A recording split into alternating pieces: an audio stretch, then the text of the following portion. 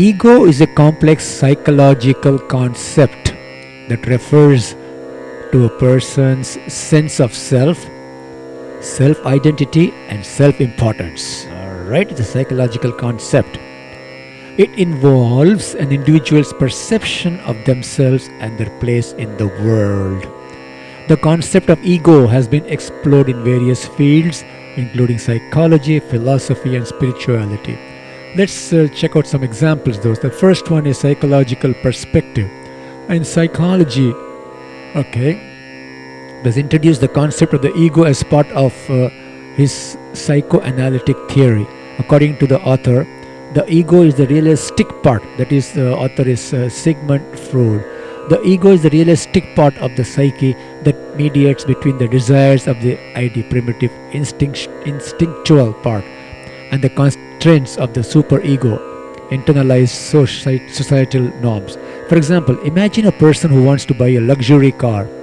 That's the desire, ID's desire.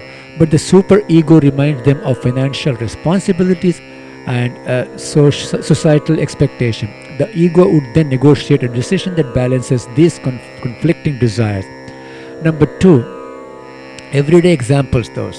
In everyday life, ego can be observed in various situations. Right? Number one is professional life. An employee who constantly seeks recognition for their achievements, desires promotions, and feels the need to be superior to colleagues may be exhibiting a strong ego in the workplace. The next one is interpersonal relationships. In a romantic relationship, if one partner always needs to be right, wants to control decisions, or feels threatened by the success of the other, it can be attributed to a strong ego. Alright. The next one is social media. The need for constant validation through likes, comments, and shares on social media platforms can be seen as an expression of ego, where individuals seek external approval to bolster their self-esteem. Social media, those are the need for constant validation through likes, comments, and shares. That's what we all look for, right? Alright, number three, spiritual and philosophical perspective.